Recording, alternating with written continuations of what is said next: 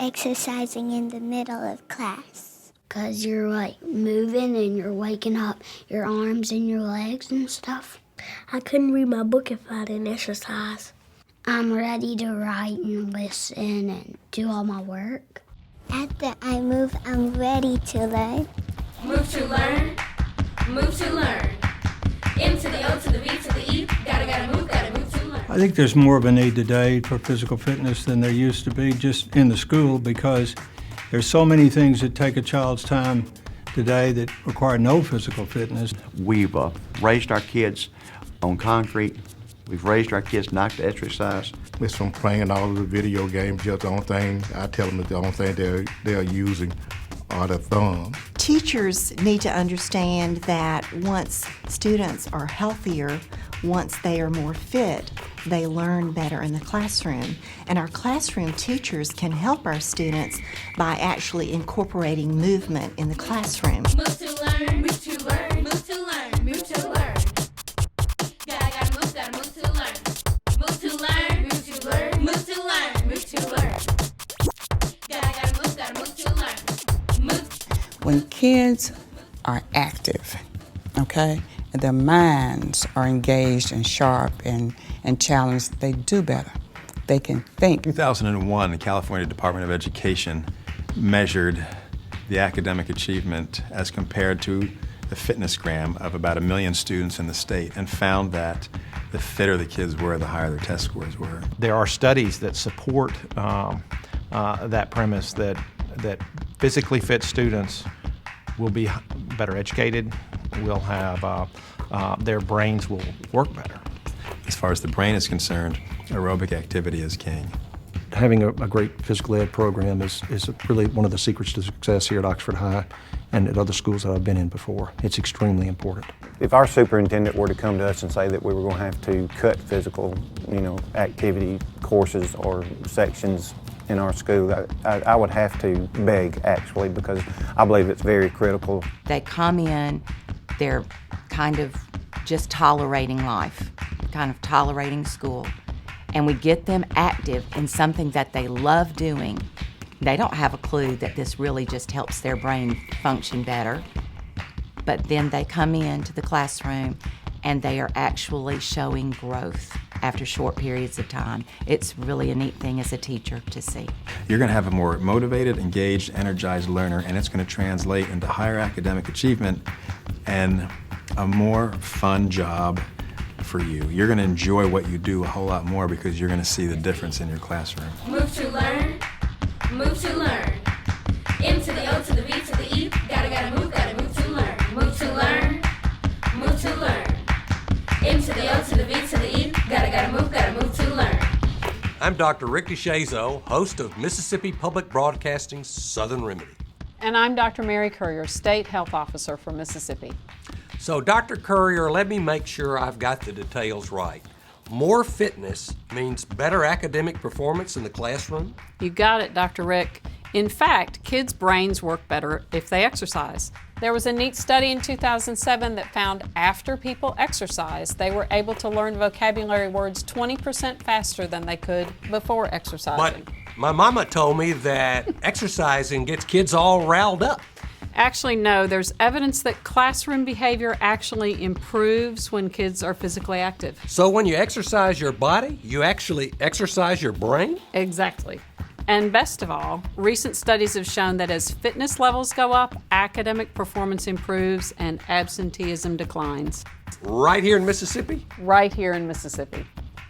I can't really imagine a day here at Eva Gordon without physical fitness, especially with the age children that we have. We're all about being up and moving. What I've seen is a direct correlation between kids who are active and their ability to succeed academically. We're a good example of how people without money have implemented the programs that we have done. We've used grants, combined funds, but it has to be a priority. The teachers say that when the children come back from PE, they just seem extra ready to go into their classes, and they just seem to be more focused than they were prior to them coming. And we have to have a paradigm shift in terms of how we think about fitness. At Clinton Park, our K-1 school, we've always had a problem with parents getting their kids to school on time. With the students, we've started dancing in the mornings, and we've noticed that the students, they're eager to get to school. They want to get here on time. And the children, their power of persuasion over their parents is much more than any tardy policy could ever be. It's like, come on, it's getting late, and now we missed the dances. Mom, drop your stuff. I want to go dance. I would hate to miss the dances because I would not learn what I would do in class. I was skeptical. Now, I had taught close to 20 years, and I'm sitting there thinking, the first 2 hours of my day are the most calm. As we started doing it, I was amazed because they came in the classroom, and instead of being over-the-top hyper, they were already warmed up and focused. We actually see their grades improve. You've been sitting too long, you've been listening to the teacher for too long, your mind starts to wander. Everybody experiences it. And it's the teacher's job to be a good state manager and say, hey, it's time to stand up and do a brain break. Move to learn, move to learn, move to learn, move to learn. Gotta move to learn. Move to learn, move to learn, move to learn, move to learn. Gotta move to learn. A burst break in our room is if we see our children with their heads down, yawning, or just get antsy in their seats, we stand up and we do cheer spell and karate spell, where we take our spelling words and we use karate and do different karate moves and spell our words out. I've found that children at this age are very easy to motivate, provided we come in the classroom motivated. There's a saying that enthusiasm breeds enthusiasm. If I come in the classroom and I'm excited, chances are most of the class are going to be excited. Well, scheduling is always where you want to start when you think about physical education during the school day. And we've had some teachers who started walking groups in the morning, get 15 minutes in here, get 10 minutes in here, and then also the hour of day of PE that they have. To ensure that the students have good physical activity every day, we schedule 7 periods here at Oxford High, and one of those periods has to be either PE, ROTC, or in athletics, 7th period. Anything from Pilates to aerobics, weight training. And when we come in and do aerobics, it's like people just going to a gym and doing a fitness class. And when I started here, there was no equipment. So I started applying on grants, the district helped. And if you are limited to equipment and space, you just kind of make it work. Having a dance team or a cheer team or soccer or volleyball or anything of that nature that you can schedule in during the day if possible, it really makes students excited to be at school. It makes students excited to be a part of a team as well as getting that activity that they enjoy doing. The ROTC comes in a few times a week, early in the morning, typically around 6 o'clock. Large group of kids, they're very dedicated. At least twice a week, we try to encourage the students to get involved with some sort of physical activity, rain or shine. They come out and they participate. Of course, they get early morning exercise, and as the day moves on, again, they return to that class at some point and get more physical exercise, along with some academic support too. We take metrics to determine the effects that the physical fitness activities are having. They gain confidence, and they like what they see when they look in the mirror. Having a space where you can run around, which can be outdoors, which can be in a gymnasium. It can be anywhere. Sometimes when the gym is full, we move the cafeteria tables and use that space. It doesn't take a lot of money or a lot of funds to get the children up and moving. It is just basically finding the time during your day. It has to be a priority. It has to be a priority. Man, it has to be a priority with the Board of Education. I'm convinced that we as a state are doing more than any other state in the nation to beat this thing. The schools can transform this state. We can become one of the healthiest states. Wouldn't that be good? Dr. Courier, there's so much good stuff going on here. I mean, look at where these kids are exercising. In the hall before school, in the classroom by their desk, in a parking lot. There's even a girls' fitness class in the football team's weight room when the guys are not there. It's great stuff, Dr. Rick. I personally love the idea of brain breaks or burst breaks For schools without a lot of time or money to spare, something as easy as a few minutes of exercise can make a huge difference in a classroom. I've got an idea. What about some tips for the teachers who are anxious to getting more fitness into their day? That's a great idea, Dr. Rick. Tip number 1, any space will do. That means if there's space, there could be movement. So think of the kids dancing in the hallway before school or taking a walk in the parking lot after lunch. Tip number 2, any movement is good. Just look at these kids. They're not doing push-ups or ballet, they're just moving, and that's good. And here's tip number 3, keep it simple.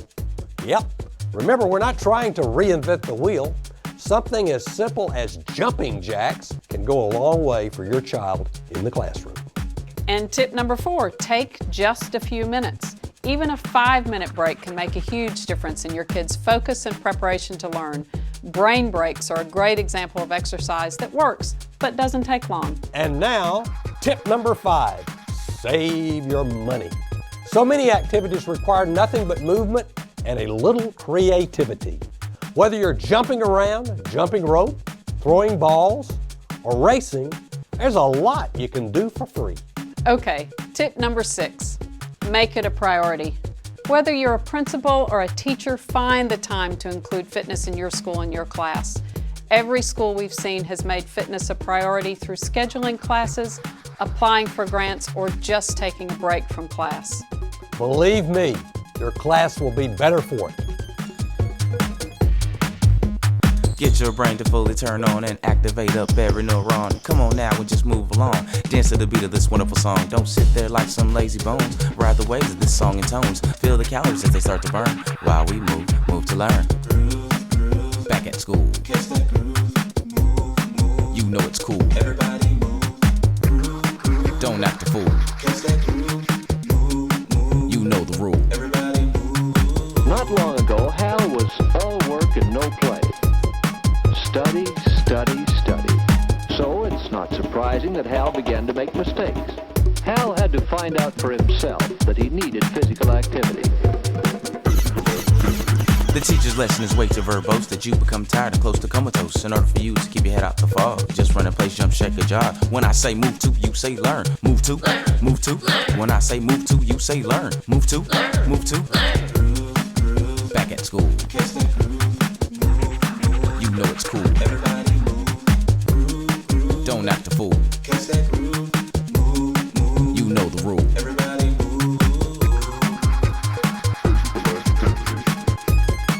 Everybody, let me hear you say move to learn. Move to learn. Say move to learn. Move to learn. Say move to learn. Move to learn. Say move to learn. Come on now, move to learn. Move to learn. I said move to learn. Move to learn. Move to learn. Move to learn. Say move to learn. Move to learn. Say move to learn. Move to learn. I said move to learn. Move to learn. I said louder. Move to learn. Come on, move. What? Move to learn. Even more, even more, even more. Come on, move. Move to learn. We move. Move to learn. Move to learn.